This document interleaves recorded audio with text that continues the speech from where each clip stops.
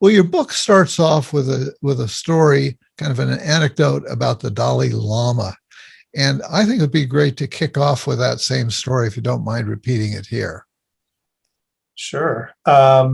So the story is that, I'm trying to remember the exact story now. So basically, Robert Thurman, who's a professor of Indo-Tibetan Buddhist studies at Columbia and a friend of the Dalai Lama. And the father of Uma Thurman, I should mention. Right. That's probably what makes him most famous, right? Right.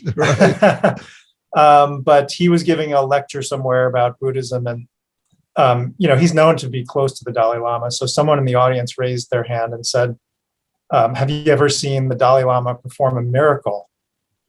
With that person asked it with a lot of anticipation, like they wanted to hear something really wild that the Dalai Lama was able to do.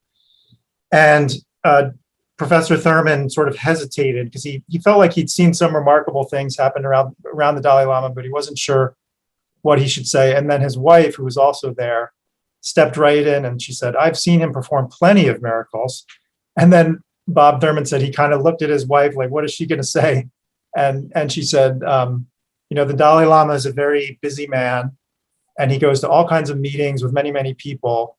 But every single time I've seen him talk to someone, he was completely attentive to them and completely tuned in. And that's really a miracle.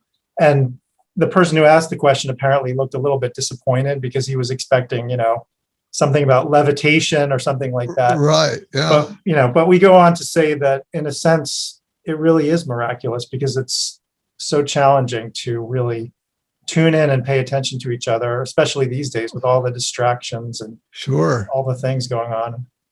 Oh yeah, it really requires major effort, I find, and sometimes I'm a little embarrassed, to call myself a trained psychotherapist or psychologist, because I'm aware of how much my mind drifts away, and so your book really gets us into that, and it's interesting that it comes out of years of research that the two of you have been involved in.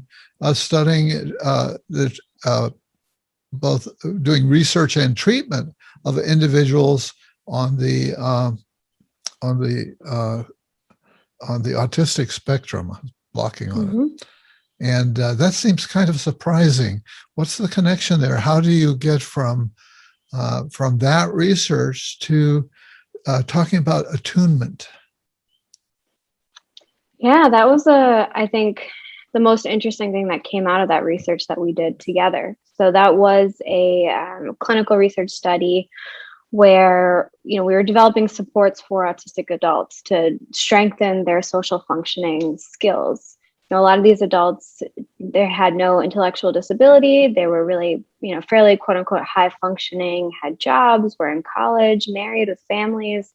But we're really hoping to work on ways to connect with other people and, whether it's their personal relationships or trying to strengthen their ability to just succeed generally in life. And throughout that program, what we did was develop these different sets of exercises and clinical interventions to help assist those individuals to strengthen those skills. And over time, what we realized were a lot of the skills that we were trying to strengthen were things that I think a lot of people want to work on in different ways, whether you're on the spectrum or not.